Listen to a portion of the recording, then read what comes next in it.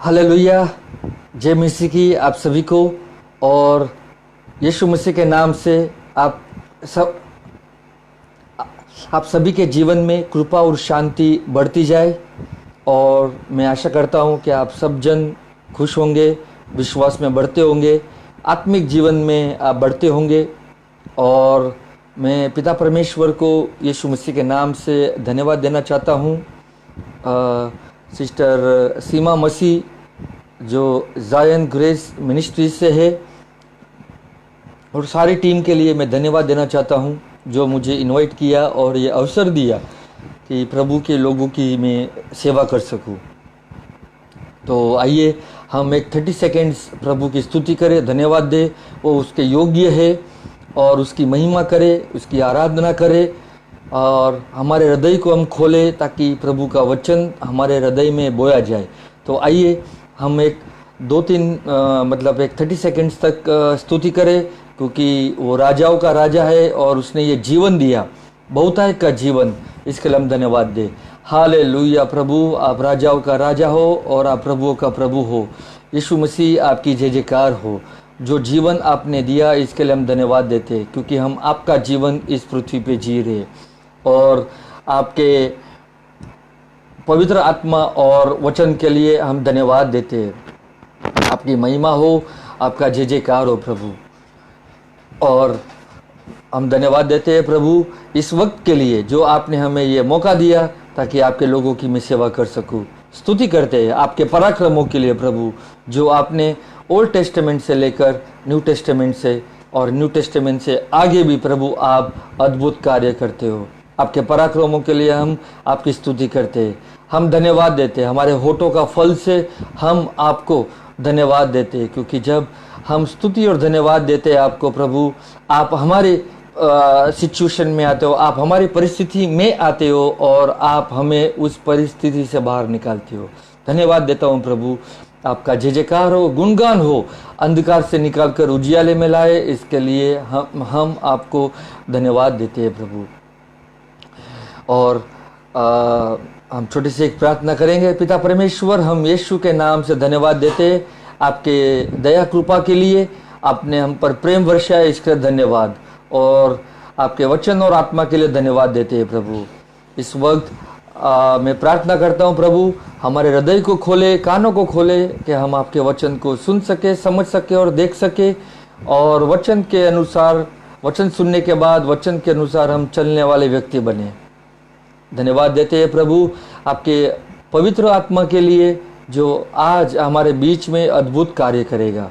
और जो वचन सुनेंगे, जो बाद में भी सुनेंगे, उनके जीवन में एक समझदारी आए और आत्मिक जीवन में बढ़ोतरी आए। आपकी योजना पूर्ण हो और शैतान की योजनाओं को हम नाशवन करते हैं यीशु नासरी के नाम से। यह प्रार्थना पिता हम यीशु के नाम में करते, आमीन। वचन में जाएंगे। आज का शिक्षण है, आज हम सीखेंगे the power of praise, Thanksgiving and worship. स्तुति, धन्यवाद और आराधना में सामर्थ्य। तो देखेंगे कि किस प्रकार प्रभु हमें सिखाते हैं वचनों के द्वारा। तो मत्ती 7 में जाएंगे सीधे। मत्ती का अध्याय 7 वचन 15 से। झूठे भविष्य वक्ताओं से सावधान रहो, झूठे भविष्य वक्ताओं से सावधान रहो, जो भेड़ों के भेष में तुम्हारे पास आते हैं, परंतु अंदर में फाड़ने वाले भेड़िया है। वचन 16, उनके फलों से तुम उन्हें पहचान लो, क्योंकि झाड़ियों से अंगूर व ऊंटक टारों से अंजीर तोड़ते हैं। प्रभु हमें बताते हैं कि झूठे भविष्य वक्ताओं से सावधान रहो। तो मुझे झूठे भविष्य वक्ताओं को कैसे पहचान सकता हूं? आगे प्रभु बताते हैं कि उनके फलों से। तो जो आज ज्यादातर करके बहुत सारे लोग चिन्ह चमत्कार करते हैं, भविष्य वक्ताओं लोग, लेकिन उनके फल नहीं देखते।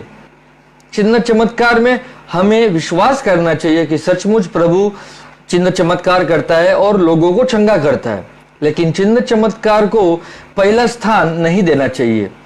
पहला स्थान परमेश्वर के वचन को देना चाहिए और साथ साथ चिन्ह चमत्कार होने ही चाहिए। तो यहाँ पर हमको प्रभु एक वार्निंग देते कि झूठे भविष्य वक्ताओं से सावधान रहो, जो भेड़ियों के वेश में तुम्हारे पास आते हैं परंतु अंदर में फाड़ने वाले भेड़िए हैं। तो और 16, उनके फलों से तुम उन्हें पहचान लो, क्या झाड़ियों से अंगूर व ऊंटकारा से अंजीर तोड़ते हैं? नहीं आएंगे। वचन 17, इसी प्रकार हर एक अच्छा पेड़ अच्छा फल लाता है और निकम्मा पेड़ बुरा फल लाता है। प्रभु कहते हैं कि अच्छा पेड़ अच्छा फल लाता है और निकम्मा पेड़ बुरा फल लाता है। अच्छा पेड़ बुरा फल नहीं ला सकता और निकम्मा पेड़ अच्छा फल ना ला सकता है, और ना निकम्मा पेड़ अच्छा फल ला सकता है। तो प्रभु कहते हैं कि अच्छा झाड़ जो अच्छा पेड़ जो है वो अच्छा फल लाएगा, लेकिन निकम्मा जो पेड़ है वो बुरा फल लाएगा। और जब वाइस वर्षा करेंगे तो वो भी नहीं हो सकता। उसमें लिखा है कि अच्छा पेड़ बुरा फल नहीं ला सकता और ना निकम्मा पेड़ अच्छा फल ला सकता है। जो जो पेड़ अच्छा फल नहीं लाता वह काटा और आग में डाला जाता है, सो उनके फलों से तुम उन्हें पहचान लोगे। हालेलुया। और जब हम ये देखते हैं कि वचन 19 में जो जो पेड़ अच्छा फल नहीं लाता वह काटा और आग में डाला जाता है, तो प्रभु यहाँ पर देखते हैं कि किन लोगों को कहा जाता है। और हालांकि पेड़ हम भी है, पेड़ हम भी है, और उस समय के प्रभु यहूदी लोगों को बोलता है कि अच्छा पेड़ मनुष्य है, मतलब पेड़ को कहा जाता है मनुष्य को, या मनुष्य को कहा जाता है पेड़। और इसीलिए जब प्रभु आता है तो वो ये एक्सपेक्ट करता था, ये आशा रखता था कि वे फल लाए। आमीन। और इसीलिए जो जो पेड़ अच्छा फल नहीं लाता वह काटा और आग में डाला जाता है, सो उनके फलों से तुम उन्हें पहचान लोगे। तो हम देखेंगे कि फल आखिर है क्या। ओके, मत्ती का अध्याय 12 में जाएंगे। मत्ती का अध्याय 12, मत्ती का अध्याय 12 वचन 33। यदि पेड़ को अच्छा कहो तो उसके फल को भी अच्छा कहो, या पेड़ को निकम्मा कहो तो उसके फल को भी निकम्मा कहो, क्योंकि पेड़ फल ही से पहचाना जाता है। तो मत्ती 12 में भी सेम स्टोरी, सिमिलर स्टोरी मतलब बताया जाता है हमें कि यदि पेड़ को अच्छा कहो तो उसके फल को भी अच्छा कहो, मतलब अच्छा पेड़ अच्छा फल लाना चाहिए, और निकम्मा पेड़ या बुरा फल लाता है और उसके फल को भी निकम्मा कहो, क्योंकि पेड़ फल ही से पहचाना जाता है।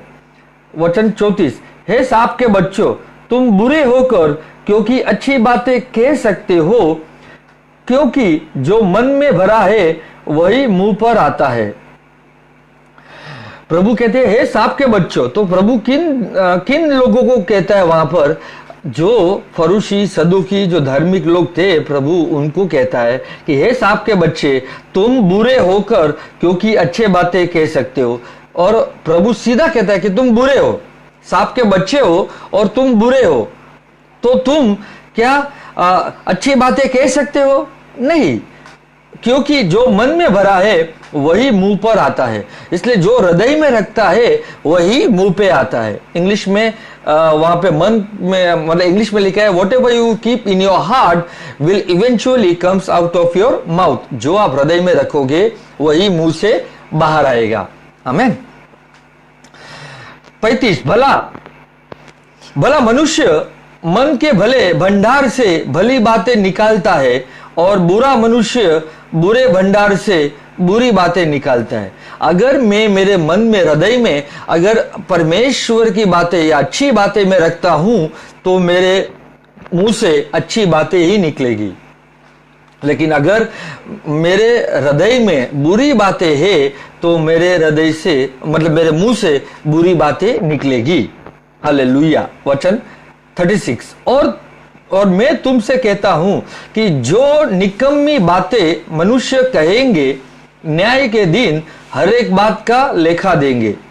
क्योंकि तू अपनी बातों के कारण निर्दोष और अपनी बातों ही के कारण दोषी ठहराया जाएगा। हालेलुया। ज्यादातर करके जब लोग ये पढ़ते ये वचन तो वो सोचते कि न्याय के दिन, क्या न्याय के दिन, प्रभु कहता है न्याय के दिन ये कहा जाएगा। क्या कहा जाएगा, जरा फिर से पढ़ेंगे 36। और मैं तुमसे कहता हूं कि जो जो निकम्मी बातें मनुष्य कहेंगे, न्याय के दिन हर एक बात का लेखा देगा।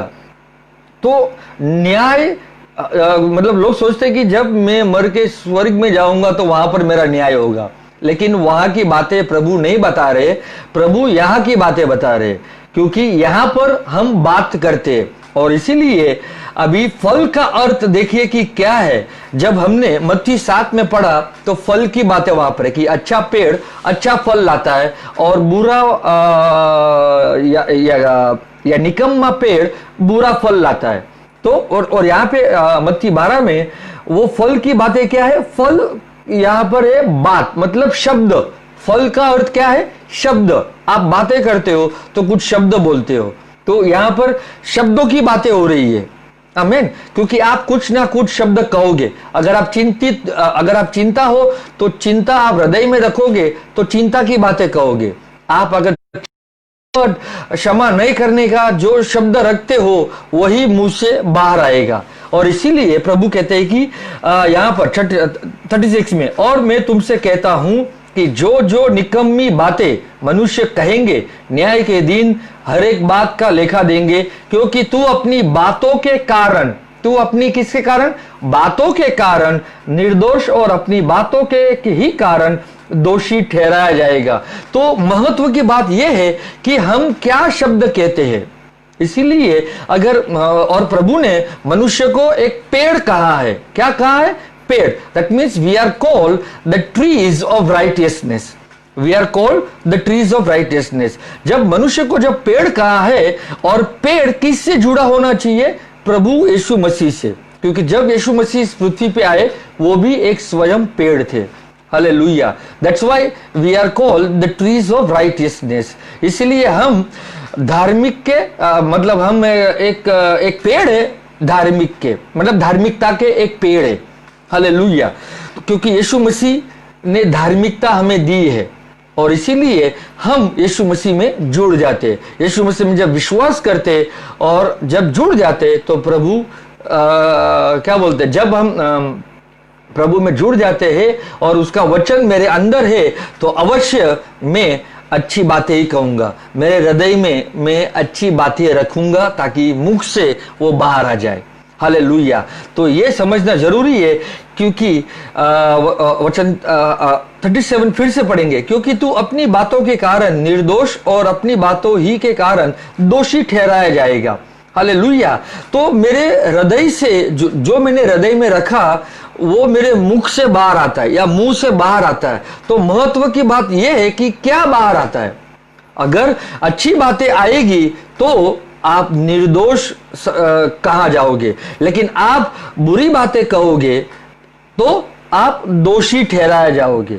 और वो सजा यहां पर ही है, जो आप बोलोगे आप वही फल काटोगे, या वही जो मनुष्य बोता है वही फसल काटता है। हालेलुया। तो यहां पर हमारा न्याय यहां पर ही होता है, शब्दों के द्वारा तुम्हारा न्याय होता है। शब्दों के द्वारा अगर मैं दूसरे लोगों को प्रभु के शब्द कहूंगा तो कृपा, शांति, जीवन, आत्मा वो सब प्रभु से आते रहेगा। लेकिन अगर मैं लोगों को श्राप दूंगा या क्षमा नहीं करने का, मैं जल में रहूंगा या चिंतित रहूंगा, तो ये सब क्या होगा, वही मुझे मतलब दोषी ठहराया जाता हूं मैं। क्योंकि प्रभु चाहता है कि तुम्हारे हृदय से जो आया हुआ शब्द वो लोगों के जीवन में बढ़ोतरी हो, कृपा हो, दया हो, प्रेम हो, शांति हो, ये सब कुछ आपके द्वारा आना चाहिए। आमीन। और हमें किसी को धिक्कारना नहीं है या हमें किसी को दोषी नहीं ठहराना है। आमीन। और इसीलिए शब्दों के द्वारा आप निर्दोष मतलब कहा जाएगा या शब्दों के द्वारा ही आपको दोषी ठहराया जाएगा। तो फल क्या है यहाँ पर, हम इस संदर्भ में जब बात करते हैं, फल यहाँ पर शब्द है। इसके लिए प्रभु बोलता है जो बातें तुम हृदय में रखोगे वही मुख से बाहर आएगा, और आप एक अच्छा पेड़ हो। क्यों? क्योंकि आपके अंदर प्रभु का आत्मा आया है, और जब प्रभु का आत्मा आपके अंदर आया है तो आपके हृदय से, मुंह से होकर प्रभु की बातें आनी चाहिए। आमेन। और हम देखेंगे और आगे जरा वचन में, words are the fruit that you bear. So words are the fruit. Words क्या है? प्रभु के शब्द क्या है? फल है जो आपको उत्पन्न करना है। आमेन। और इसीलिए लोग मतलब समस्या में, परेशानी में या तकलीफों में क्या तुरंत मुंह से बाहर आता है, वो महत्व है। मैं ये नहीं कहता हूं कि हम नहीं कहना चाहिए, लेकिन क्या मेरे मन के विचार बदलकर प्रभु के वचन कहकर मेरी समस्या को मैं नाशवंत कर सकता हूं। और स्तुति, धन्यवाद, आराधना प्रभु, देखो अभी आगे कि कैसे प्रभु बताते हैं हमें कि किस प्रकार हम प्रभु का वचन कार्य में लाए। यूहन्ना अध्याय 15 में जाएंगे। यूहन्ना का अध्याय 15, यूहन्ना का अध्याय 15 वचन 4। तुम मुझ में बने रहो और मैं तुम में, जैसे डाली यदि दाखलता में बनी ना रहे तो अपने आप से नहीं फल सकती, वैसे ही तुम भी यदि मुझ में बने ना रहो तो नहीं फल सकते। हालेलुया। इसीलिए प्रभु कहते हैं कि मेरे बिगड़ तुम कुछ भी नहीं कर सकते। अगर मैं तेरे अंदर हूं और तू मुझ में बना रहे। हाँ, तू अंदर तो है लेकिन तू मुझ में बना रहे, ताकि क्या हो सकता है? तू फल लाए। फल लाए मतलब तू मेरी बातें कह सकता है। हालेलुया। वचन 5, मैं दाखलता हूं, तुम डालिया हो। प्रभु कहते हैं मैं दाखिलता हूं, तुम कौन हो? डालिया हो। जो मुझ में बना रहता है और मैं उसमें, वो बहुत फल फलता है, क्योंकि मुझसे अलग होकर तुम कुछ भी नहीं कर सकते। हालेलुया। वचन 6, यदि कोई मुझ में बना ना रहे तो वह डाली की नाई फेंक दिया जाता और सूख जाता है, और लोग उन्हें बटोरकर आग में झोंके देते हैं और वे जल जाती है। तो आज देखिए, कई बार प्रभु के वचन हमारे हृदय में नहीं रहते। हम ये प्रयत्न करते हैं, कोशिश करते हैं प्रभु के वचन बोलने की, लेकिन कुछ घर में समस्या हो गया या झगड़ा हो गया या कुछ भी हो जाता है तो हम तुरंत क्या कहते हैं। और इसीलिए क्या प्रभु हमें फेंक देता है या काट डालता है या बटोर कर आग में झोंक देता है? नहीं। प्रभु कहता है, इसीलिए यहाँ पर वो प्रभु कहता है मैं दाखिलता हूं और तुम डालिया हो। तो तुम मेरे अंदर हो, तुम मतलब तुम मेरे अंदर हो, मतलब मेरे वचन में बने रहो, और मेरे वचन के बिगड़ तुम कुछ भी नहीं कर सकते। हालेलुया। तो जब आप वचन में बने रहोगे तो आपको हृदय से जो वचन आएगा वो सामर्थ्य से आएगा, और जब आप कहोगे प्रभु के शब्द, वो फल लाएगा। मतलब वो आपकी प्रार्थनाओं का उत्तर लाएगा। आमेन। वो प्रार्थनाओं का क्या लाएगा? उत्तर लाएगा। इसलिए हम प्रार्थना में प्रभु के वचन इस्तेमाल करना जरूरी है, लेकिन ज्यादातर लोग प्रभु के वचन इस्तेमाल नहीं करते। लोग समस्या क्यों बताते हैं? प्रभु हम ये समस्या से गुजरे, आप उसको ये करिए, आप वो करिए, ऐसा करिए। नहीं, अगर कोई भी स्पेसिफिक हो तो प्रभु के वचन को आप इस्तेमाल करें। आमेन। और प्रभु के वचन से प्रार्थना करिए। आप देखिए पौलुस हमेशा मतलब बताया जाता है कि कलीसिया के लिए वो कैसे प्रार्थना करता है। एफिसियों, अगर मैं आपको उदाहरण दे रहा हूं, वहां पर नहीं जाऊंगा। एफिसियों अध्याय 1 वचन 17, 18, 19 कैसे पौलुस एफिसियन चर्च के लिए प्रार्थना करता है। हालेलुया। तो हमें प्रभु के वचन इस्तेमाल करना है हमारी प्रार्थनाओं में। आमेन। वचन 7, यदि तुम मुझ में बने रहो और मेरी बातें तुम में बनी रहे तो जो चाहो मांगो और वह तुम्हारे लिए हो जाएगा। हालेलुया। अभी प्रभु कहते हैं कि अगर तुम मुझ में बने रहो और मेरी बातें तुम में बनी रहे, तुम मुझ में बने रहो और मेरी बातें तुम में बनी रहे। हालांकि हम 1 घंटा या आधा घंटा प्रभु का वचन सुनने के बाद हम बहुत सारी चीज मतलब प्रभु के वचन भूल जाते हैं। क्यों? क्योंकि घर की समस्या, प्रॉब्लम्स, नौकरी नहीं है, पैसे की तकलीफ, आर्थिक समस्या और कोई भी परेशानी, ये सोच के जो वचन सुना हम तुरंत भूल जाते हैं। इसके लिए प्रभु कहते हैं कि यदि तुम मुझ में बने रहो और मेरी बातें तुम में बनी रहे तो जो चाहो मांगो और वो तुम्हारे लिए हो जाएगा। हालेलुया। तो प्रभु और मतलब यहां पर ही मतलब प्रभु बताते हैं कि फल का अर्थ क्या है? तुम्हारी प्रार्थनाओं का उत्तर। इसके लिए लिखा है कि जो तुम चाहो मांगो और वो तुम्हारे लिए हो जाएगा। मेरे पिता की महिमा इसी से होती है। मेरी पिता की महिमा इसी से होती है कि तुम बहुत सा फल लाओ, तब ही तुम मेरे चेले ठहरोगे। हालेलुया। हालांकि हमें फल जो प्रार्थनाओं का उत्तर है जब हमें मिलता है तो परमेश्वर पिता की महिमा होती है। हालेलुया। और परमेश्वर पिता की ये और भी इच्छा है कि तुम बहुत सा फल लाओ, मतलब बहुत सा प्रार्थनाओं का उत्तर मिलते रहे तुम्हें। आमीन। और जैसे जैसे तुम्हारी प्रार्थनाओं का उत्तर तुम्हें मिलता रहे तो तुम जो भी मांगो और क्या बोलते, तुम मेरे चेले ठहरोगे। आमीन। एक है विश्वासु और दूसरे है चेले। तो आज हम देखेंगे कुछ संदर्भ कि कैसे चेले और विश्वास के यहाँ पे बारे में बताया जाता है। प्रभु बोलता है अगर मेरी बातें तुझ में बनी रहे तो तुम मेरे चेले ठहरोगे। हालेलुया।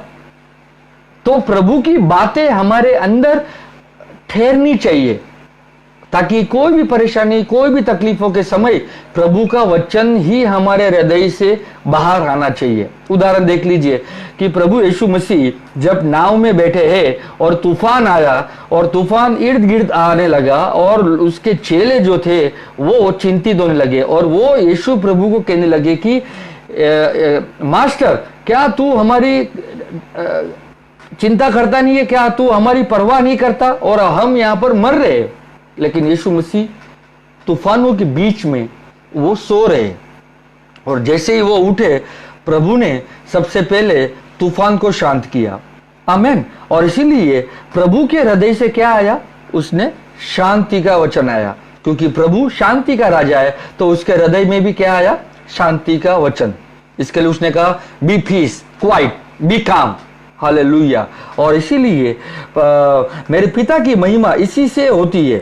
और पिता की महिमा किसी से होती है कि तुम बहुत सा फल लाओ, कि तुम बहुत सारे प्रार्थनाओं का उत्तर लाओ, तब ही तुम मेरे चेले ठहरोगे। और हम देखेंगे आगे कि प्रभु चेलों के बारे में और विश्वासों के बारे में क्या बताता है। आमीन। यूहन्ना अध्याय 8 में जाएंगे। यूहन्ना का अध्याय 8,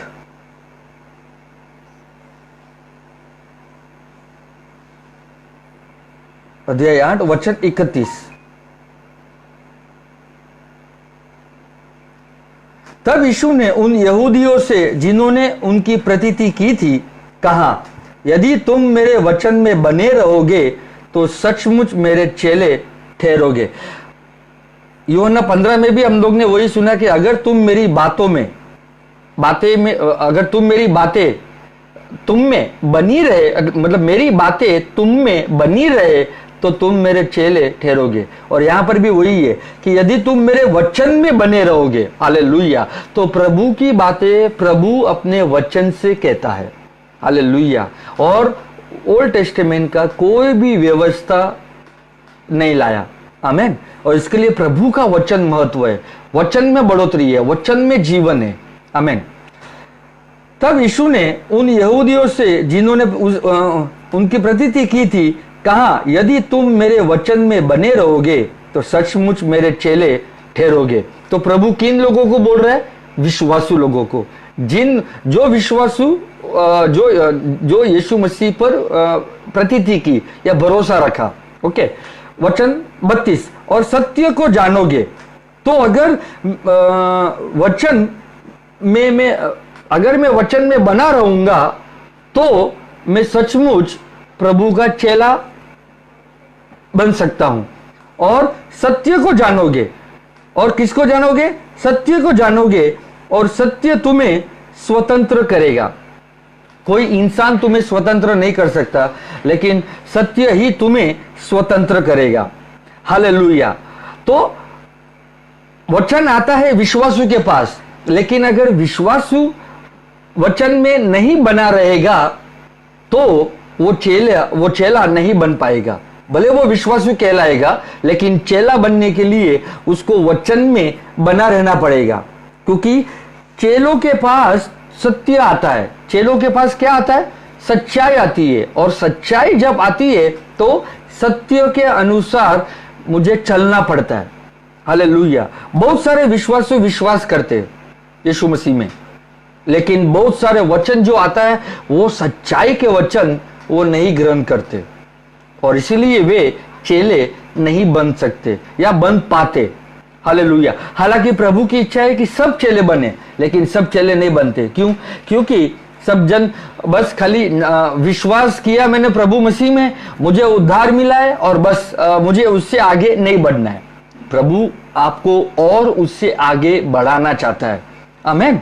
और इसीलिए हम देखते हैं कि वचन 31 पढ़ेंगे कि तब यीशु ने उन यहूदियों से जिन्होंने उनकी प्रतीति की, आज बहुत सारे हम भी कलीसिया विश्वास करते, और कहा यदि तुम मेरे वचन में बने रहोगे तो मुझे प्रभु के वचन में बना रहना है।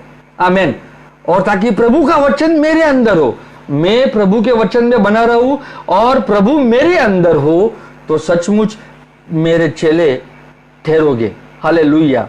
और वचन 32, और सत्य जानोगे। हालेलुया। तो सत्य चेलों के पास आएगा, और जब सत्य तुम्हें पता चलेगा तो सत्य ही तुम्हें स्वतंत्र करेगा। आमीन। तो हमें प्रभु के वचन जो सत्य है उसको ग्रहण करना है। हम भले विश्वासु है, लेकिन सारे विश्वासु चेले नहीं है, लेकिन सारे चेले विश्वासु है। Hallelujah. All believers are not disciples, but all disciples are believers. आमीन। तो हम देखेंगे और आगे वचन 43 उसी का ही, यूहन्ना अध्याय 8 वचन 43, तुम मेरी बात क्यों नहीं समझते? अब यीशु कहता है कि जो वचन मैं तुमसे प्रचार कर रहा हूं वो तुम नहीं समझ पा रहे हो। तो प्रभु कहते हैं तुम मेरी बात क्यों नहीं समझते? इसलिए कि मेरा वचन सुन नहीं सकते। इसलिए कि तुम मेरा वचन सुन नहीं सकते। वही यहूदी लोग विश्वास किए, लेकिन अब ये देखिए कि मेरा वचन तुम सुन नहीं सकते। क्यों? तुम अपने पिता शैतान से हो। ओह, यीशु मसीह ने क्या कहा? तुम अपने पिता शैतान से हो और अपने पिता की लालसाओं को पूरा करना चाहते हो। वो तो आरंभ से हत्यारा है और सत्य पर स्थिर ना रहा, क्योंकि सत्य उसमें है ही नहीं। जब वो झूठ बोलता है तो अपने स्वभाव ही से बोलता है, क्योंकि वो झूठा है, वरना झूठ का पिता है। हालेलुया। यहां पे स्पष्ट रीत से प्रभु हमें बताता है कि जब यहूदी लोग जो विश्वास करने लगे और यीशु की प्रतीति करने लगे, लेकिन वे सत्य को नहीं ग्रहण कर पाए, वे सत्य को नहीं ले पाए। हालेलुया। और यहां पर हमें बताया जाता है कि वचन 43 में फिर से पढ़ेंगे, तुम मेरी बात क्यों नहीं समझते? इसलिए कि मेरा वचन सुन नहीं सकते। अगर मैं सत्य का हूं, यूहन्ना अध्याय 18 वचन 37 में जब यीशु और पिलातुस के साथ बातचीत होती है, तो पिलातुस उसको पूछता है कि सत्य क्या है, और उसके पहले यीशु कहते हैं कि जो कोई सत्य का है वो मेरा शब्द सुनता है। आमीन। तो हम सत्य के होने चाहिए, क्योंकि यीशु मसीह हमें कहां से लेके जा रहे हैं? विश्वासु से होकर वो हमें चेला बनाना चाहता है, और जहां पर सत्य की बातें जब आएगी तो हमें अवश्य ग्रहण करना जरूरी है। क्योंकि लेकिन यहां पर देखे कि जो यहूदी लोग विश्वास कर रहे थे, लेकिन वे चेले नहीं थे। चेलों के पास सत्य आया, लेकिन आगे जब देखते हम कि क्या प्रभु यीशु उन लोगों को कहता है, तुम अपने पिता शैतान से हो। किसको कह रहा है? वो उन यहूदियों को कह रहा है जो विश्वास करते थे यीशु मसीह में। और कहा, तुम अपने पिता शैतान से हो और अपने पिता की लालसाओं को पूरा करना चाहते हो। वो तो आरंभ से हत्यारा है। कौन? शैतान के बारे में लिखा है। अगर यीशु मसीह का वचन मेरे हृदय में ग्रहण नहीं होता, भले मैं विश्वासु हूं, लेकिन I can qualify as a child of the devil. I can qualified. मैं ये नहीं कह रहा हूं कि हम शैतान के बच्चे बनते हैं, लेकिन हम क्वालिफाई हो सकते हैं। क्यों? क्योंकि प्रभु का वचन मेरे हृदय में मैं ग्रहण करता, मैं प्रभु का वचन जो है वो हृदय में ग्रहण नहीं करता, स्वीकारता नहीं हूं, मैं सहमत नहीं होता। क्योंकि बहुत सी बातें, प्रभु सच्चाई की बातें जब बताता है तो गहराई वाली बातें आती है। आमीन। और इसीलिए सत्य ही तुम्हें बंधन मुक्त करता है। और यहां पर जो यहूदी थे, वो यीशु उनको क्या कहता है? तुम अपने पिता शैतान से हो और अपने पिता की लालसाओं को पूरा करना चाहते हो। तो दो पिता के बारे में बताया जाता है। अभी एक है जो मतलब परमेश्वर पिता, वो तुम्हारा पिता, लेकिन यहां पर यीशु कहता है कि तुम शैतान के बच्चे हो, क्योंकि शैतान तुम्हारा पिता है, क्योंकि तुम पिता की लालसाओं को पूरा करना चाहते हो। वो तो आरंभ से हत्यारा है और सत्य पर स्थिर ना रहा, क्योंकि सत्य उसमें है ही नहीं। सत्य किस में नहीं है? शैतान में सत्य है ही नहीं। ओके।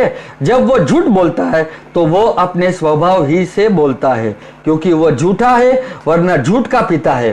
परंतु वचन 45, परंतु मैं जो सच बोलता हूं, इसलिए तुम मेरी प्रतीति नहीं करते। तो मुझे यीशु मसीह जब सच्चाई की बातें बताता है तो मुझे अवश्य मेरा हृदय खोलकर ग्रहण करना जरूरी है। आमीन। ताकि मैं प्रभु का चेला बन सकूं। इसलिए मैंने कहा, विश्वासु के पास सच्चाई आती है, लेकिन विश्वासु लोग जब सच्चाई को, सत्य को ग्रहण नहीं करेंगे या वचन को ग्रहण नहीं करेंगे, तो वो केवल विश्वासु ही कहलाएंगे, लेकिन साथ साथ वे शैतान के बच्चे भी कहलाए जाएंगे। वो क्वालिफाई होते। मैं नहीं बोल रहा हूं शैतान के बच्चे, मुझे गलत मत समझिए। हालांकि मैं भी अगर प्रभु के वचन जो सत्य है उसको मैं ग्रहण ना करूं, तो I can also be qualified as a child of the devil. Are you getting this?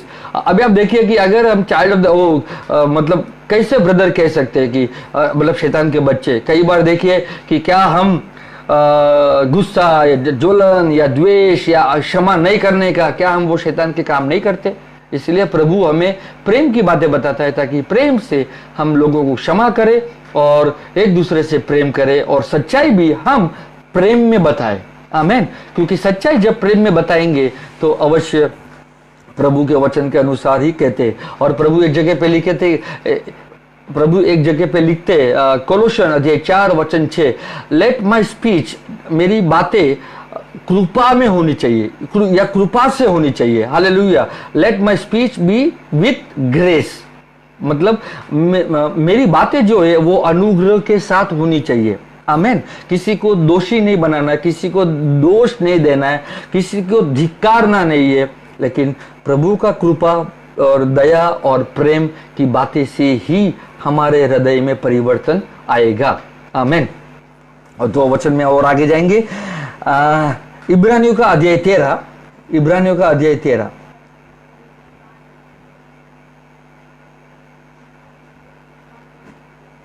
इब्रानियों का अध्याय 13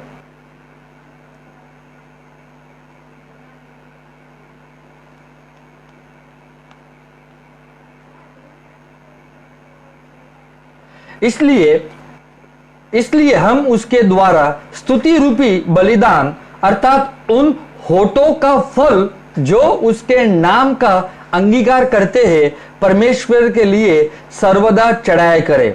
हालेलुया। और यहां पर हम देखते हैं कि जब हम जो इसके पहले के वचन सुनते आए, फल यानी प्रभु का वचन, उनकी बातें। ओके। और वचन 15, इसलिए हम उसके द्वारा स्तुति रूपी बलिदान, अर्थात उन होठों का फल। तो होठों का फल क्या है? स्तुति। होठों का फल जो आपके हृदय से आना चाहिए, आपके हृदय से जो मुंह से निकलना चाहिए, वो होठों का फल क्या होना चाहिए? स्तुति रूपी बलिदान दीजिए। बलिदान कब दिया जाता है? जब आपके ऊपर दबाव होता है, लेकिन फिर भी आप स्तुति का बलिदान देते हो। अभी हमें जानवरों का बलिदान नहीं देना है, हमें स्तुति का बलिदान देना है। हालेलुया। क्योंकि दबाव हमारे ऊपर आएगा। कई बार हमारे जीवन में अचानक कुछ परेशानी आ जाती है या तकलीफें आ जाती है, और दबाव आएगा ही आएगा, लेकिन उस समय हमारे हृदय से या मुख से क्या बाहर आता है? इसके लिए प्रभु बोलते हैं कि स्तुति रूपी बलिदान दीजिए, अर्थात उन ओटों का फल जो उसके नाम का अंगीकार करते हैं। तो हमने उसके नाम को अंगीकार किया है, यीशु मसीह को, तो हम स्तुति किसको देना चाहिए? यीशु मसीह को स्तुति देना चाहिए। परमेश्वर के लिए सर्वदा चढ़ाया करे। हालेलुया। तो स्तुति का बलिदान हम कभी कभी नहीं चढ़ाना है, लेकिन सर्वदा चढ़ाना है। और सबसे महत्व की बात यह होती है कि हम स्तुति परमेश्वर की क्यों करें? क्योंकि उसके पराक्रमों के लिए, जो भजन संहिता 100 में लिखा है। स्तुति किस लिए करें? हम स्तुति परमेश्वर को इसलिए करें, उसके पराक्रमों के लिए। तो हम जो ओल्ड टेस्टामेंट में प्रभु ने इतने पराक्रम किए, लाल दरिया अलग किया, इजरायलियों को मिस्र देश से बाहर निकाला, बहुत सारे अद्भुत चिन्ह चमत्कार कार्य किए अपने नबियों के द्वारा, और सब कुछ, और यीशु मसीह ने उस क्रूस पे किए। तो उसके पराक्रमों के लिए मुझे प्रभु को स्तुति रूपी बलिदान सदा सर्वदा देना जरूरी है। आमीन। भले मुझ पर दबाव आए, भले मुझ पर क्या हुए? दबाव आए, क्योंकि जब दबाव आएगा तो मैं प्रभु को स्तुति नहीं दे सकता।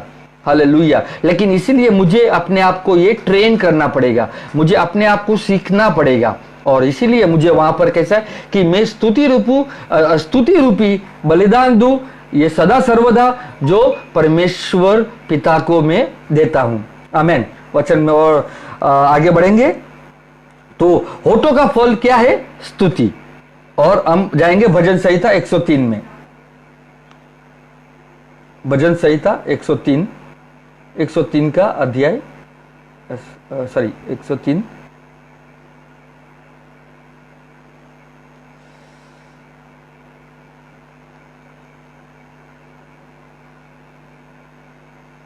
भजन संहिता 103 वचन 1।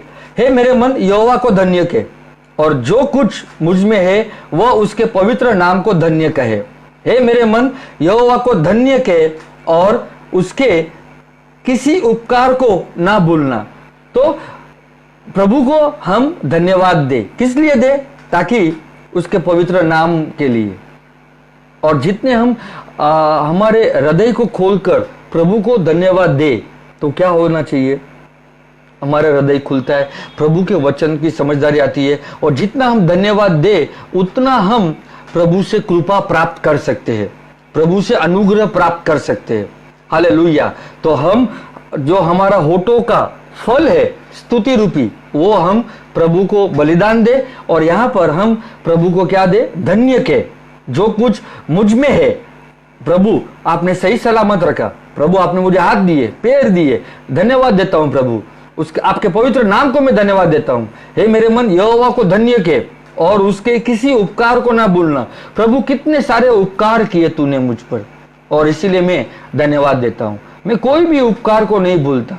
हालेलुया। हालांकि बहुत सारे उपकार हमें याद नहीं रहते, लेकिन जो आपको प्रभु ने आपके जीवन में जो उपकार किए उसे याद कर कर आप धन्यवाद दे सकते हैं, और आगे भी प्रभु अच्छा काम करे या अच्छे कार्य करे मेरे जीवन में, उसके लिए भी मैं धन्यवाद देता हूं। हालेलुया। तो मैं आपको एक शॉर्ट में बताना चाहूंगा एक चीज कि praise passes situation and puts you in higher position.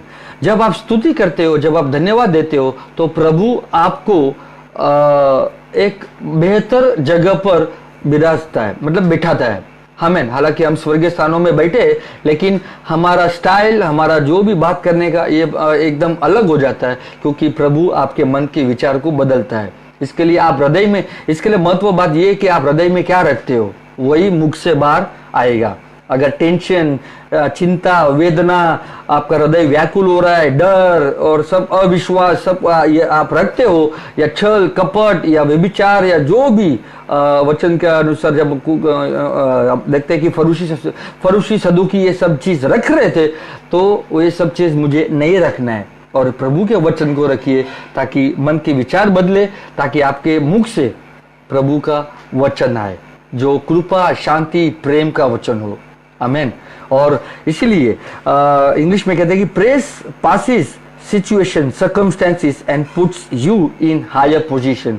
स्तुति, धन्यवाद आपको हर एक परिस्थिति में से बाहर निकालकर ऊंचे स्थान पर आपको रखता है। हालेलुया। और इसीलिए प्रभु को हमें स्तुति करना है और धन्यवाद देना है। एक उदाहरण देखेंगे प्रेरित का 16, प्रेरित के काम अध्याय 16 वचन 22 से 22 पढ़ेंगे। प्रेरित अध्याय 16 वचन 22। तब भीड़ के लोग उनके विरुद्ध में इकट्ठा होकर चढ़ आए और हाकिमों ने उनके कपड़े फाड़कर उतार डाले और उन्हें बेत मारने की आज्ञा दी। हम ये स्टोरी जानते हैं, पौलुस और सिलास का पहला ट्रिप पौलुस के साथ है। और देखिए कि कैसे वो भीड़ में इकट्ठे होकर वहां पर हाकिमों ने उनके कपड़े फाड़कर उतार डाले और उन्हें बेत मारने की आज्ञा दी और बहुत बेत लगवाकर, मतलब रॉड से उसको फटके मारे। अपनी हिंदी नॉर्मल भाषा में रॉड से, लोखंड के सलिए से उसको फटके मारे और बहुत बेंत लगवाकर उन्हें बंदी गृह में डाला और दारोगा को आज्ञा दी कि उन्हें चौकसी से रखे। वचन 26 पढ़ेंगे कि इतने में एकाएक बड़ा भूईडोल हुआ। ओके, वचन 24 भी पढ़ेंगे। उसने ऐसी आज्ञा पाकर उन्हें भीतर की कोठरी में रखा और उनके पांव काठ में ठोक दिए, मतलब उन्हें चेन से बांध दिए गए। हालेलुया। आधी रात के लगभग पौलुस और सिलास प्रार्थना करते हुए परमेश्वर के भजन गा रहे थे। इंग्लिश में लिखा है they were singing praises to God. लो, आप देखिए कुछ ही क्षण पहले प्रभु का प्रचार करने से और वो लड़की के अंदर जो दुष्ट आत्मा थी उसको निकाला पौलुस ने, और फिर वो हाकिमों ने ये कहकर उसे बंदी गृह में डाला, उसे रॉड के फटके मारे। और फिर यहां पर देखिए कि क्या कर रहे पौलुस और सिलास। आधी रात के लगभग पौलुस और सिलास प्रार्थना करते हुए परमेश्वर के भजन गा रहे थे। अब याद देखिए कि अगर फाइनेंशियल प्रॉब्लम है कलेशिया को, तो रात को नींद नहीं आती है। अगर शांति नहीं है तो नींद नहीं आती है, तकलीफें है तो नींद नहीं आती है। लेकिन यहां पर देखिए कि ये पौलुस और सिलास क्या कर रहे थे। जैसे पौलुस और सिलास ने किया वैसे आप भी करो, अवश्य प्रभु आपका जीवन में अद्भुत कार्य करेगा। आमीन। आधी रात के लगभग पौलुस और सिलास प्रार्थना करते हुए परमेश्वर के भजन गा रहे थे। तो वे लोग स्तुति कर रहे थे, वे लोग गीत में स्तुति कर रहे थे। They were celebrating God in praising God. Hallelujah. On their praises. इसके लिए हमें प्रभु को स्तुति करना चाहिए। और स्तुति करने से कैसे, देखिए कि पौलुस और सिलास को डिलीवरेंस मिला या मुक्ति मिला, we can say, you know. आधी रात के लगभग पौलुस और सिलास प्रार्थना करते हुए परमेश्वर के भजन गा रहे थे और बंधुए उनकी सुन रहे थे। तो आप देखिए, अगर कोई स्तुति करता है तो कोई दूसरे लोग सुनने भी चाहिए। आमीन। और यहां पर लिखा है कि बंधुए क्या कर रहे थे, बंधुए उनकी सुन रहे थे। तो मैं उसका अर्थ मैं आपको बताऊंगा आगे कि कैसे। आगे देखो 26वां वचन कि इतने में एकाएक बड़ा भूईडोल हुआ, यहां तक कि बंदी गृह की नींव हिल गई। तो क्या हुआ, स्तुति और धन्यवाद करने से क्या हो गया, इसलिए मैंने थोड़ा टाइम पहले ये भी कहा कि अगर किसको फाइनेंशियल प्रॉब्लम है, जॉब प्रॉब्लम है, स्तुति दीजिए प्रभु को और धन्यवाद दीजिए कि आपको जॉब मिल गया है। धन्यवाद प्रभु, मुझे जॉब मिल गया, और फिर आपको दिया जाएगा। यहाँ पर पौलुस और सिलास क्या कर रहे, परेशानी में होकर वो ये नहीं कह रहे कि परमेश्वर पिता हम आपकी स्तुति कर रहे, लेकिन हम बहुत से फटके खाए, मार खाए। पौलुस और सिलास क्या कर रहे, वहां पर परमेश्वर के भजन गा रहे, वे गीतों में प्रभु की स्तुति कर रहे। आमीन। और कोई कंप्लेन नहीं कर रहे, कोई मतलब तकरार नहीं कर रहे, कोई किटकिट कुटकुट नहीं कर रहे पौलुस और सिलास, लेकिन वे स्तुति कर रहे। हालेलुया। वैसे वो एक लाइफस्टाइल है जो पौलुस और सिलास ने उस बंदी गृह में किया, ने मार खाने के बाद भी, और उनको चेन से बंदी बना दिया, चेन से बांध दिए गए। तो आप सोचिए, वो ताली भी नहीं मार सकते, हम ताली भी मार सकते, इतने भी मतलब क्या बोलते हैं, हम कोठरी में बंद भी नहीं है। लेकिन प्रभु कहते हैं कि अगर ये कोई भी परेशानी हो तो इस प्रकार तुम करो, ताकि जो भी चेन बंधी हुई है वो क्या हो जाएगी, खुल जाएगी। हालेलुया। यहाँ पर क्या हुआ कि इतने में एकाएक बड़ा भूई डोल हुआ, यहाँ तक कि बंदीगृह की नेव हिल गई। बंदीगृह की नेव क्या हो गई, हिल गई, मतलब भूकंप आया। तो सोचिए, स्तुति करने से भूकंप आता है। हालेलुया। कौन सा भूकंप, जो शैतान हमारे मतलब हमारे जीवन में लाता है। हालेलुया। ताकि हम उस शैतान के भूकंप को क्या कर सकते, हिला सकते यीशु नासरी के नाम से, उसके स्तुति करने से। पढ़े लिखे लोग स्तुति नहीं करते, लेकिन जो और प्रभु ने जो पढ़े लिखे लोग नहीं है, पढ़े लिखे लोग जो नहीं है, प्रभु ने एक बहुत ही बढ़िया उपाय सोचा है। और वो उपाय क्या है, आप स्तुति करो, आप धन्यवाद दो, आराधना करो। आराधना आप आत्मा और सच्चाई में कर सकते हो। आमीन। अगर मुझे पढ़ना लिखना नहीं आता, अपने मन के विचार बदलो। और जो स्टोरी सुनते हैं कि स्तुति करने से क्या होता है, वो बंदीगृह की नेव हिल गई और तुरंत सब द्वार खुल गए। तो सब दरवाजे खुल जाएंगे। जहां पर नौकरी नहीं मिलती है, वहां पर नौकरी मिलना शुरू हो जाएगा। जो द्वार बंद था वो द्वार खुल जाएगा यीशु नासरी के नाम से। हालेलुया। और सबके बंधन खुल पड़े। हालेलुया। क्या हो गए, पौलुस और सिलास जहां पर जो बंदी थे वो सबके बंधन खुल गए। लेकिन मुझे बहुत ही अच्छा ये लगता है कि हाथों में चेन बंधा है, पैरों पे फटके मारे हैं, या कहीं पर पूरे शरीर में, या जो रोड के फटके मारे हैं, लेकिन वे स्तुति कैसे कर रहे हैं। देखिए, कई बार हमारे पास इंस्ट्रूमेंट रहते हैं, लेकिन उनके पास इंस्ट्रूमेंट भी नहीं था। तो चेन की आवाजों से, चेन की आवाजों से, जहां पे ताली ठीक तरह से नहीं मार सकते, लेकिन चेन की आवाजों से वे प्रभु की स्तुति कर दे। और जहां पर परमेश्वर पौलुस और सिलास की स्तुति देख रहे, या वो भजन के गीत गा रहे, परमेश्वर स्वयं भूल गया कि वे बंदीगृह में बने। लेकिन जो उसका प्रिंसिपल सेट है वो अवश्य कार्य हुआ। स्तुति करने से सब क्या हो गया, बंदीगृह की नेव हिल गई, तुरंत सब द्वार खुल गए, और सबके बंधन, जो चेन थी वे बंधन खुल गए, जो चेन थी वो खुल गई।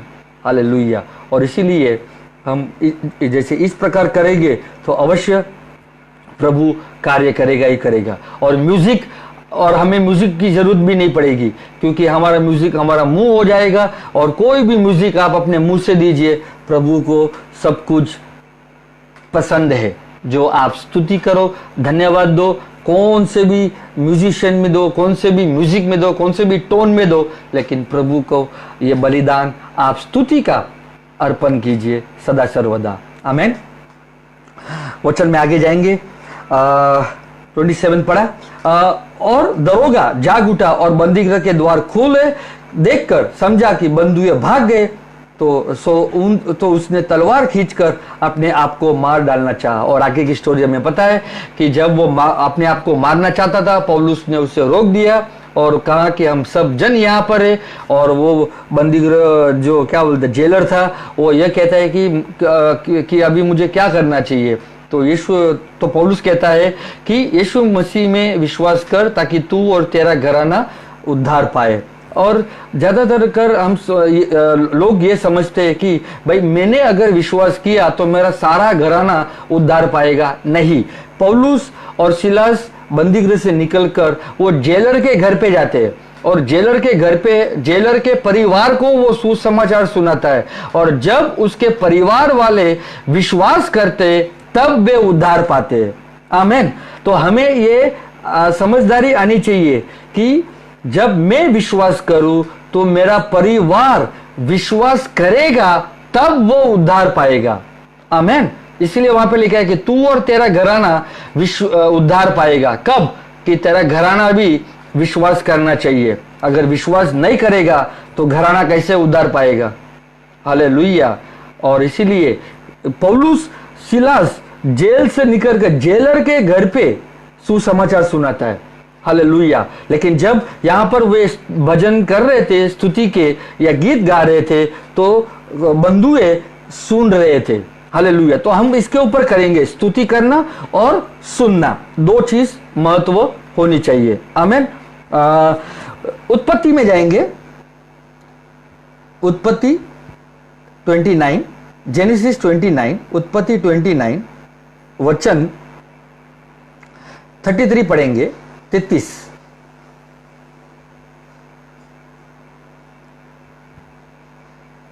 फिर वो गर्भवती हुई और उसके एक पुत्र उत्पन्न हुआ, और उसने यह कहा कि यह सुन के कि मैं अप्रिय हूं, यहोवा ने मुझे यह भी पुत्र दिया, इसलिए उसने उसका नाम शिमोन रखा।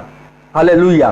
तो हम देखें कि शिमोन का अर्थ क्या है, शिमोन का अर्थ क्या है। वचन 33 फिर से पढ़ेंगे। लिया गर्भवती हुई और उसके पुत्र उत्पन्न हुआ, और उसने यह कहा कि यह सुन के, ध्यान से सुने, यह सुन के। तो शिमोन का अर्थ सुनना है। क्या है? शिमोन का अर्थ सुनना है। हालेलुया। और वचन 35 पढ़ेंगे। फिर वो गर्भवती हुई, कौन? लिया। फिर वो गर्भवती हुई और उसके एक और पुत्र उत्पन्न हुआ, और उसने कहा अब की बार तो मैं यहोवा का धन्यवाद करूंगी, इसलिए उसने उसका नाम यहूदा रखा। क्या रखा? उसने उसका नाम यहूदा रखा। तब उसकी कोख बंद हो गई। तो यहूदा का अर्थ क्या है? स्तुति। यहां पर लिखा है हिंदी भाषा में धन्यवाद, लेकिन इंग्लिश भाषा में लिखा है praise. The meaning of JUDA is praise. यहूदा का अर्थ स्तुति करना। हालेलुया। और इसीलिए पौलुस और सिलास क्या कर रहे थे? स्तुति कर रहे थे, और बंदी लोग क्या कर रहे थे? बंधुए क्या कर रहे थे? सुन रहे थे। और इसीलिए यहां पर जब कोई स्तुति करता है तो कोई ना कोई सुनना चाहिए। जब कोई नहीं हमारे इर्द गिर्द तो हम हमारे कानों से ही सुनेंगे। आमीन। प्रभु तो स्तुति और धन्यवाद सुनता ही है जब हम क्योंकि वो होठों का फल है। हालेलुया। और सबसे बढ़िया फल, आपके होठों का फल प्रभु को स्तुति और धन्यवाद दे। The best fruit is praise and thanksgiving. Hallelujah. आमीन। और वो एक लाइफस्टाइल होनी चाहिए। भले कौन सी भी परेशानी में, कौन सी भी स्तुति में प्रभु को स्तुति और धन्यवाद दे। आमीन। वचनों में आगे जाएंगे और यहां पर देखते हैं कि जैसे हम लोग ने यहूदा का अर्थ है स्तुति करना, और शिमोन का अर्थ है सुनना। तो हम देखेंगे उत्पत्ति का 38 में जाएंगे।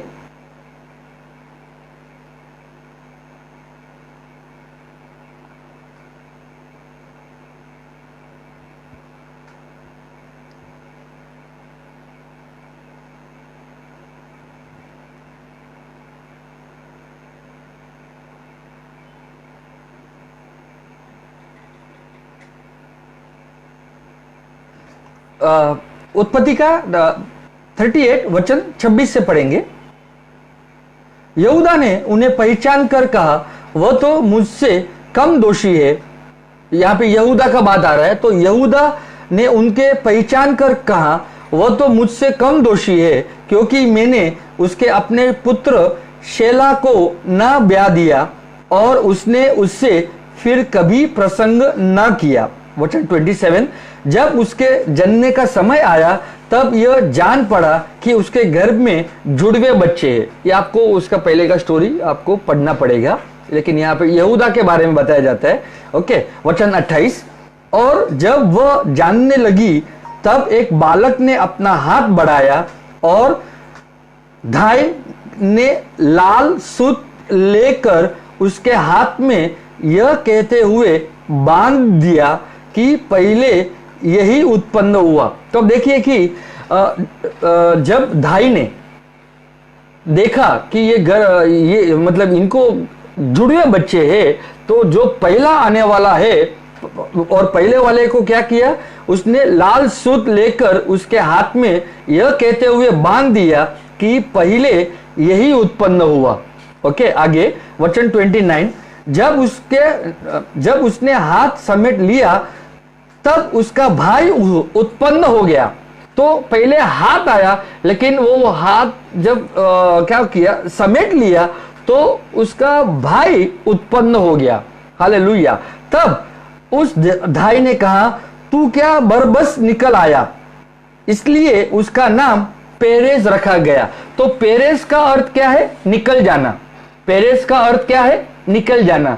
Perez means breakthrough. Perez means क्या है, ब्रेक थ्रू। ध्यान से सुनिए, Perez means breakthrough. Okay, और आगे पीछे उसका भाई उसके हाथ में लाल सूत बंधा था, उत्पन्न हुआ और उसका नाम जेरा रखा था। क्या रखा था, उसका नाम जेरा रखा था। तो जेरा का अर्थ क्या है, बीज। जेरा का अर्थ क्या है, बीज।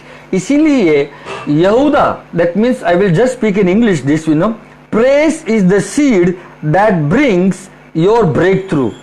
चलो, praise is the seed that brings your breakthrough. जब आप अभी देखिए, यहूदा का अर्थ है स्तुति करना, शिमोन का अर्थ है सुनना, पेरेस का अर्थ है निकलना, और जेरा का अर्थ है एक बीज। हालेलुया। तो जब आप स्तुति करते हो तो वो बीज है, और वो जब बीज बोते हो तो आपको उस बीज का फल मिलेगा। क्या मिलेगा, उस बीज का फल मिलेगा। आमेन। तो लेकिन आप स्तुति कब करोगे, जब आप आनंदित रहोगे। आप स्तुति कब कर पाओगे, जब आप आनंदित रहोगे। आप that means you will be joyful.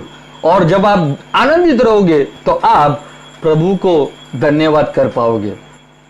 क्योंकि जब दबाव आता है तो हम आनंदित भी नहीं रह सकते। और इसीलिए प्रभु कहते हैं कि जब तुम्हें स्तुति करना है तो तुम आनंदित से स्तुति करो। धन्यवाद देना है तो आनंद से दो।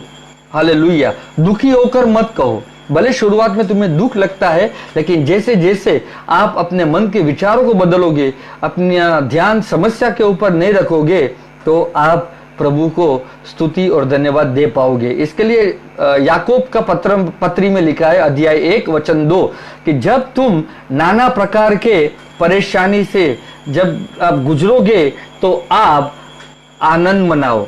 क्या मनाओ, आनंद मनाओ। तो क्या प्रभु जानता नहीं है कि आप नाना प्रकार से परेशानी से गुजर रहे, और इसीलिए हमें उस नाना प्रकार की समस्या में भी हमें आनंद रहना है, ताकि हम आनंद होकर हम स्तुति दे सके।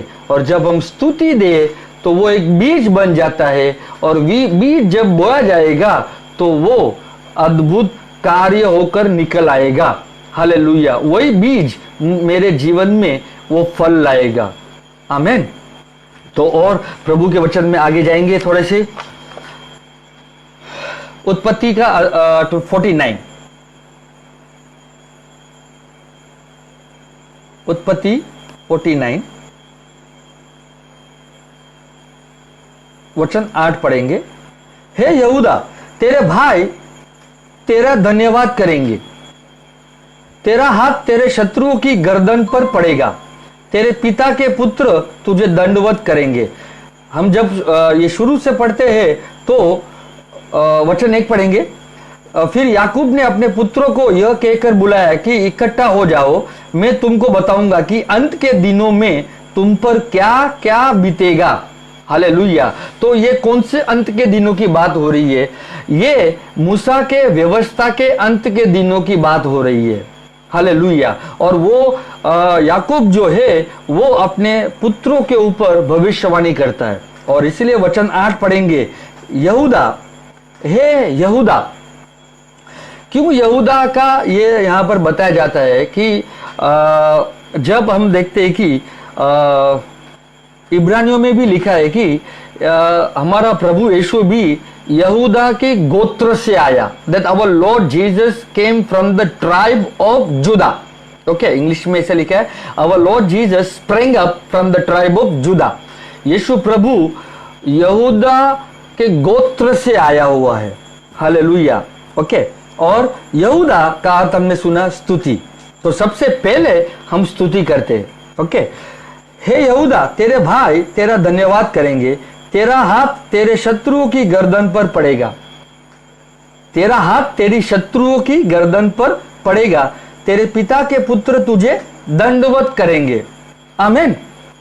तो अगर मैं स्तुति करता हूं तो मेरा हाथ मेरे शत्रुओं की गर्दन पर पड़ेगा। आमीन। कैसा आपको लगता है कि अगर आपका हाथ आपके शत्रुओं की गर्दन पर पड़ता है? कब? जब आप स्तुति करते हो। आमीन। और इसीलिए आपको और मुझे स्तुति करना जरूरी है। आमीन। ओके, आगे वचन 10 पढ़ेंगे, उसी का ही, उत्पत्ति 49 वचन 10। जब तक, तो जब तक शीलो ना आए, शीलो का अर्थ है जब तक मसाया ना आए, जब तक मसीह ना आए, जब तक शांति देने वाला यीशु राजा ना आए, तब तक। हालेलुया। और ये प्रभु की भविष्यवाणी है जो हमें दर्शाता है। इसलिए प्रभु यहूदा के गोत्र से आता है। और इसीलिए जब यीशु मसीह आया, यीशु मसीह ने, जो शत्रु कौन था? शैतान। तो यीशु मसीह का हाथ शैतान के गर्दन पर था, शत्रुओं के गर्दन पर पड़ा। आमीन। इसके लिए पहला यूहन्ना अध्याय 3 वचन 8 में लिखा है कि परमेश्वर का पुत्र इसलिए प्रकट हुआ कि वो शैतान के कामों को नाश कर सके। हालेलुया। तो इसलिए यीशु मसीह जहां पर भी गए, उसने शैतान के कामों को क्या किया? नाश किया। आमीन। जब तक कि शीलो ना आए तब तक तो ना तो यहूदा से राजदंड छूटेगा। तो यहूदा से राजदंड मतलब जो अधिकार है, जो राजदंड है, जो उसके बारे में एक भविष्यवाणी कहा गया था कि इंग्लिश में लिखा है स्केप्टर। तो स्केप्टर का अर्थ है ब्रांच, रॉड, लीडरशिप। ओके, तो जब तक राजदंड छूटेगा,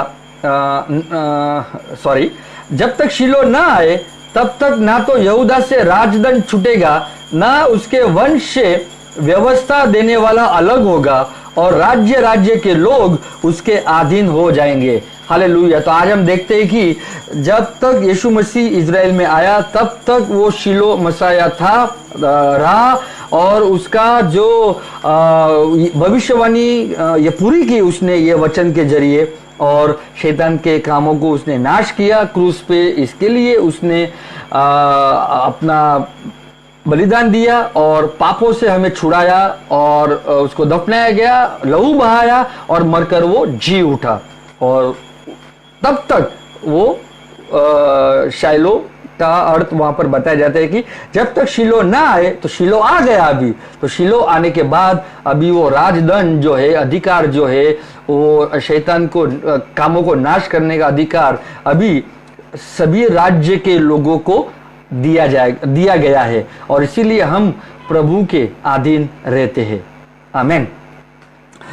वचन और थोड़ा आगे बढ़ेंगे, उत्पत्ति का ही 37,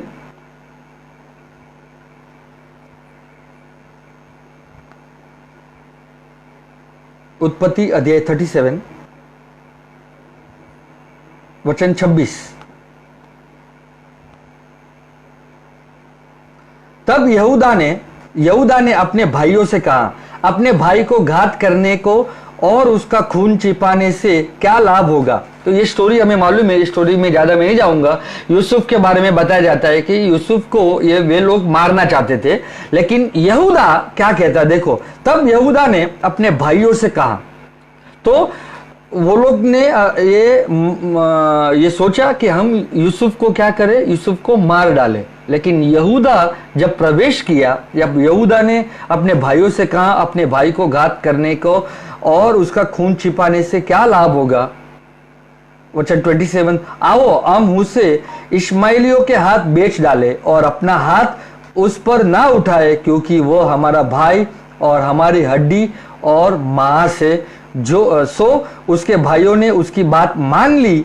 तब मिघानी व्यापारी उधर से होकर उनके पास पहुंचे। तब देखिए कि यूसुफ के भाइयों ने उन्हें मार डालना चाहा, लेकिन जब यहूदा बीच में आया तो यूसुफ बच गया। इसके लिए यहूदा का अर्थ क्या है, स्तुति। और जब शैतान हमारे इर्द गिर्द कुछ भी करना चाहेगा, तो जब हम स्तुति करेंगे, तो क्या वो अगर मृत्यु का भी प्लान करता होगा तो भी प्रभु हमें मृत्यु से बचाएगा। आमेन। जब बीमारी से बचा सकता है तो वो मृत्यु से भी बचा सकता है। हालेलुया। और इसीलिए प्रभु हमें ये सिखाते यहाँ पर कि स्तुति करने से कैसे यहूदा जैसे प्रवेश किया तो यूसुफ का मौत टल गया। आमेन। उस तो कैसे दैट मीन्स जब when the praise step in, everything God destroyed. That's why praise is so important in our life. इसीलिए यहूदा ने जब प्रवेश किया अपने भाइयों से कहा कि हम इन्हें नहीं मारते, लेकिन हम इन्हें क्या करें, बेच डालें। क्यों? उसका लहू हमारे ऊपर आए। आमेन। और इसीलिए स्तुति करने से मृत्यु टल जाती है। आमेन। और ये लाइफस्टाइल होना चाहिए हमारा। और Judah was the first person to go to Joseph, और यहूदा ही था जो हमेशा यूसुफ के पास पहले गया। आमेन। वचन में थोड़ा आगे जाएंगे, समय थोड़ा कम है। गिनती में जाएंगे, गिनती का अध्याय 7 वचन 11। तब यहोवा ने मूसा से कहा, वेदी के संस्कार के लिए प्रधान लोग अपनी अपनी भेंट अपने अपने नियत दिन पर चढ़ाए। सो जो पुरुष पहले दिन अपनी भेंट ले गया वो यहूदा गोत्र वाले अमीनादाब का पुत्र महशोन था। तो देखिए कि जो मतलब यहोवा ने मूसा से कहा कि वेदी के संस्कार के लिए प्रधान लोग अपनी अपनी भेंट चढ़ाए। हालेलुया। तो सबसे पहले भेंट किसने चढ़ाई? यहूदा ने। हालेलुया। मतलब समझ में आ रहा आपको? सो जो पुरुष पहले दिन अपनी भेंट ले गया वो यहूदा गोत्र वाले अमीनादाब का पुत्र महशोन था। तो यहूदा के गोत्र ने क्या दिया? सबसे पहले भेंट चढ़ाई। इसके लिए प्रभु का जो हम लोग देखते हैं ओल्ड टेस्टामेंट में जो मंदिर था, जो टैबरनेकल था, मंदिर नहीं टैबरनेकल था, और चारों ओर 3-3 गोत्र, मतलब 12 गोत्र थे। तो चारों ओर क्या थे? 3 गोत्र सामने, 3 गोत्र पीछे, 3 गोत्र दाहिने, 3 गोत्र बाएं और दाहिने। हाँ, ओके। तो और सबसे पहले भेंट कौन चढ़ाएगा? सबसे पहले भेंट यहूदा का गोत्र चढ़ाएगा। हालेलुया। और इसीलिए बाइबल बताती है कि enter into his gates with thanksgiving and into his courts with praise. तो उसका कोर्ट में हम स्तुति करते हैं और उसके दरवाजे पे हम धन्यवाद देते हैं। हालेलुया। और आगे बढ़ेंगे वचनों में। यूहन्ना अध्याय 4 में जाएंगे।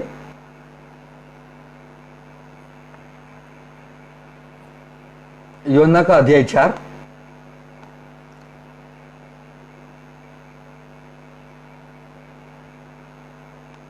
वचन 5 पढ़ेंगे, ज्यादा नहीं जाएंगे उसमें। और याकूब का कुआं भी वहां था, जो यीशु मार्ग का थका हुआ उस कुएं पर यूं ही बैठ गया, और यह बात 6 घंटे के लगभग हुई। ओके। 10 यीशु ने उत्तर दिया, यदि तू परमेश्वर के वरदान को जानती और यह भी जानती कि वह कौन है जो तुझसे कहता है मुझे पानी पिला, तो तू उससे मांगती और वह तुझे जीवन का जल देता। हालेलुया। ये स्टोरी हमें बहुत बार पता है कि सामरी स्त्री जो दोपहर के समय में पानी के लिए आती है और वहां पर यीशु के साथ उसका एनकाउंटर हो जाता है। ओके। और यीशु मसीह कहते हैं कि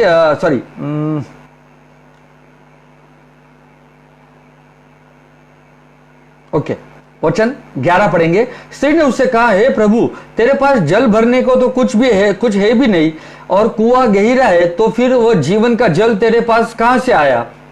प्रभु कहता है जीवन के जल के बारे में, और अभी सामरी स्त्री समझती है शारीरिक पानी, फिजिकल वाटर।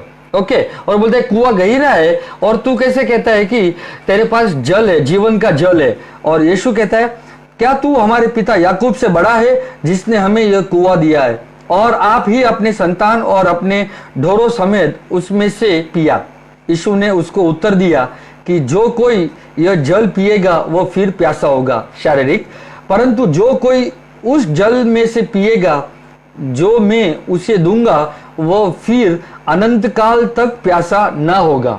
हालेलुया। और वो अनंत काल का जल है यीशु मसीह स्वयं। वरना जो जल मैं उसे दूंगा, वह उसमें एक सोता बन जाएगा जो अनंत जीवन के लिए उमड़ता रहेगा। हालेलुया। और वो यहाँ पर बताया जाता है कि पवित्र आत्मा स्वयं। हालेलुया। स्त्री ने उससे कहा, हे प्रभु, वो जल मुझे दे ताकि मैं प्यासी न हूं और ना जल भरने को इतनी दूर आऊं। यीशु ने उससे कहा, जा अपने पति को यहाँ बुला ला। स्त्री ने उत्तर दिया कि मैं बिना पति की हूं। यीशु ने उससे कहा, तू ठीक कहती है कि मैं बिना पति की हूं, क्योंकि तू 5 पति कर चुकी है, और जिसके पास तू अब ये वह भी तेरा पति नहीं। यह तूने सच कहा है। स्त्री ने उससे कहा, हे प्रभु, मुझे ज्ञात होता है कि तू भविष्यवक्ता है। सामरी स्त्री क्या कहती है? मुझे अभी ज्ञात होता है कि तू भविष्यवक्ता है, क्योंकि तूने मेरे बारे में ये सब कुछ कहा। ओके, आगे। हमारे बाप दादाओं ने इस पहाड़ पर भजन किया, और तुम कहते हो कि वह जगह जहां भजन करना चाहिए यरूशलेम में है। ओके, अभी सामरी स्त्री कहते हैं कि हमारे बाप दादाओं ने इस पहाड़ पर भजन किया, और तुम कहते हो कि वो जगह जहां भजन करना चाहिए यरूशलेम में है। तो सामरी स्त्री यीशु प्रभु को यह प्रश्न पूछती है कि हमारे बाप दादाओं ने इस पहाड़ पर भजन किया, और तुम कहते हो, कौन तुम? मतलब यहूदी लोग कहते हो कि भजन करना चाहिए तो यरूशलेम में करना चाहिए। हालेलुया। और वचन 21, यीशु ने उससे कहा, हे नारी, मेरी बात की प्रतीति कर कि वह समय आता है कि तुम ना तो इस पहाड़ पर पिता का भजन करोगे, ना यरूशलेम में। तो यीशु ने दोनों चीज निकाल दिया। यीशु कहते हैं कि यीशु ने उससे कहा, हे नारी, मेरी बात की प्रतीति कर कि वह समय आता है कि तुम ना तो इस पहाड़ पर पिता का भजन करोगे, ना यरूशलेम में। तो ना तो तुम इस पहाड़ पर भजन करोगे, और ना ही तुम यरूशलेम में, जो शारीरिक था वो समय के लिए। ओके, तो यीशु कहते हैं कि अभी तुमको अगर आराधना करनी है या तुमको भजन करना है, तुम ना तो उस पहाड़ पे करोगे और ना ही तुम यरूशलेम में करोगे। तो कहां करोगे? तुम जिसे नहीं जानते उसका भजन करते हो, और हम जिसे जानते हैं उसका भजन करते हैं, क्योंकि उद्धार यहूदी में से आया है। परंतु वो समय आता है, वरना अब भी है, जिसमें सच्चे भक्त पिता का भजन आत्मा और सच्चाई से करेंगे, क्योंकि पिता अपने लिए ऐसे ही भजन करने वालों को ढूंढता है। हालेलुया। तो प्रभु स्पष्ट रीत से 2 चीज निकाल देता है। अगर तुम्हें आराधना करनी है तो पहाड़ पे नहीं कर सकते। अगर तुम्हें आराधना करनी है तो यरूशलेम में ना करो।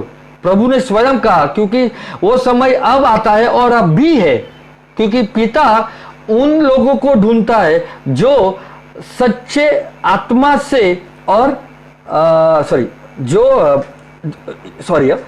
परंतु वो समय आता है, वरना अब भी है, जिसमें सच्चे भक्त, जिसमें सच्चे विश्वासु पिता का भजन आत्मा और सच्चाई से करेंगे। हालेलुया। तो हमें आत्मा से और सच्चाई से करना है। लोग कहते हैं कम ऑन, चलो हम आराधना करने जाएंगे। नहीं, आराधना किस में करना चाहिए? वचन और आत्मा में। हालेलुया। क्योंकि सत्य क्या है? वचन, और आत्मा है पवित्र आत्मा। तो दोनों चीज की मुझे जरूरत है, और इसीलिए यीशु मसीह ने कहा कि क्या कहा? समय अब भी आता है और आ गया है, तुम अभी आराधना वहां पर नहीं करना चाहिए। कहां पर? उस पहाड़ पर, और यरूशलेम में भी नहीं करना चाहिए। और इसीलिए प्रभु कहते हैं कि अभी तुमको अगर सच्चे भक्त पिता की आराधना किस में करनी चाहिए, सच्चाई और आत्मा में। तो आज हमने देखा कि स्तुति करने से कैसे, मतलब सबसे पहले स्तुति करने से दुश्मन की गर्दन हमारे हाथ में रहती है। हालेलुया।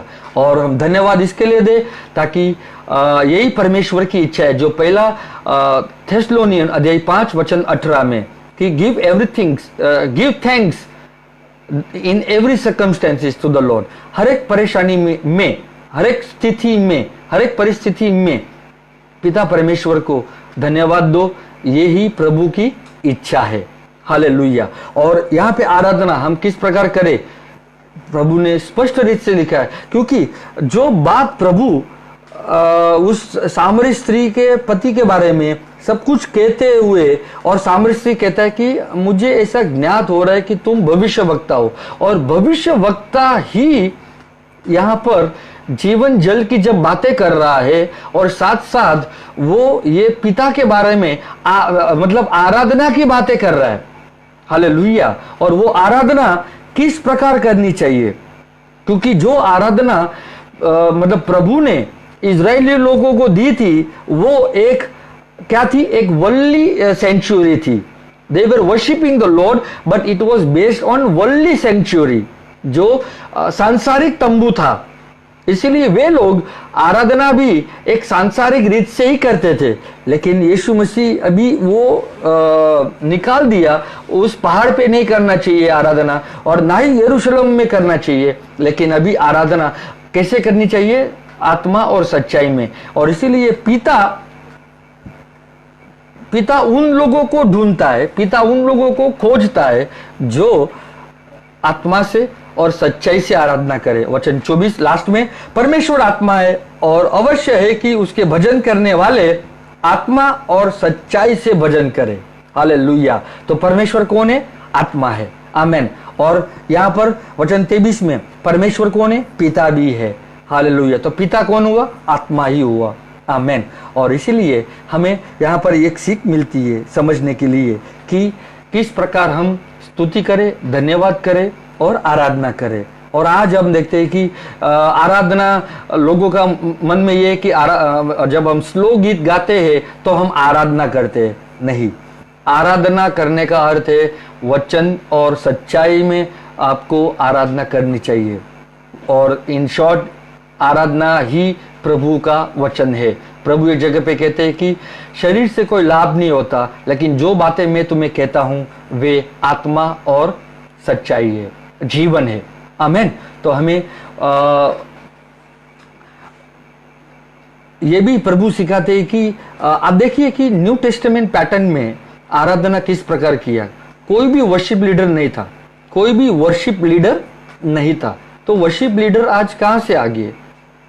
आप आराधना करो, हर एक जन आराधना कर सकते हैं, हाँ, लेकिन कोई गीत गाने का उनको दान रहता है और म्यूजिक बजाने का कोई गिफ्ट रहता है, लेकिन बिब्लिकल पैटर्न से कोई वर्शिप लीडर है नहीं। हालेलुया। क्योंकि हम देखते हैं कि कलीसिया में किसी के पास भी गीत है, किसी के पास भी भजन है, किसी के पास भी भजन संहिता है, तो आप बोल सकते हो। आमीन। और यहाँ पर इसीलिए प्रभु कहते हैं कि आराधना सच्चाई और आत्मा में कीजिए। और ज्यादा मैं नहीं जाऊंगा। जजिस आप पढ़ो, न्यायो अध्याय 1 का वचन 1, 2, 3, वहां पर भी प्रभु मतलब कैसे कि युद्ध करने के समय में प्रभु उन्हें बताता है कि सबसे पहले यहूदा जाएगा। तो यहूदा करने से मतलब यहूदा क्या है, स्तुति करना है। यहूदा को क्या करना है, स्तुति करना है। और यहूदा का अर्थ है स्तुति करना ही। और इसीलिए कोई भी बैटल होने दो, कोई भी युद्ध होने दो, सबसे पहले आप स्तुति कीजिए। क्योंकि दूसरा इतिहास अध्याय 13 में भी लिखा है और अध्याय 20 में भी लिखा है कि कैसे स्तुति करने से पिता मतलब परमेश्वर ने दुश्मनों को नाश कर दिया, सारे लोगों को क्या कर दिया, मार डाला। जो लोग विरुद्ध आ रहे थे, परमेश्वर ने सारे लोगों को क्या कर दिया, मार दिया। और वो ऐसे गीत गाने लगे कि परमेश्वर को स्तुति करो क्योंकि उसकी दया सदा के लिए है। तो हम ये गीत गा सकते हैं कि हम परमेश्वर की स्तुति करें और यीशु मसीह की स्तुति करे और पवित्र आत्मा की स्तुति करे, ताकि परमेश्वर सारे जो लोग जो शैतान हमारे विरुद्ध आता है उसके कामों को हम नाश कर सके। हालेलुया। क्योंकि प्रभु कहता है ये युद्ध तेरा नहीं है, लेकिन ये युद्ध मैं लड़ूंगा, लेकिन तू स्थिर रहे, तू धीरज में रहे, तू शांति में रहे और तू स्तुति दे, धन्यवाद दे और आराधना कर। और इस प्रकार जब तू करेगा अवश्य प्रभु ही सुनेगा और हम फल और लाएंगे। फल का अर्थ है हम और उत्तर लाएंगे प्रार्थनाओं का। और हम जो अच्छे पेड़ है, जो अच्छे पेड़ से क्या आना चाहिए? अच्छा फल ही आना चाहिए। और फल क्या है? हमारे होठों का फल स्तुति करो, धन्यवाद दो। आमीन। मैं आपके लिए प्रार्थना करना चाहूंगा। पिता परमेश्वर, मैं यीशु के नाम से धन्यवाद देना चाहता हूं जो मुझे ये मौका दिया प्रभु आपके लोगों की सेवा करने का। और इस वक्त जो भाई बहन सुन रहे और बाद में भी सुनेंगे, इस वक्त प्रभु आप स्पर्श कीजिए। जिनको जॉब नहीं है उनको जॉब मिले, आर्थिक समस्या का नाश हो जाए, बीमारी का आत्मा, रोग का आत्मा, गरीबी का आत्मा और दर्द का आत्मा निकल जाए यीशु नासरी के नाम से।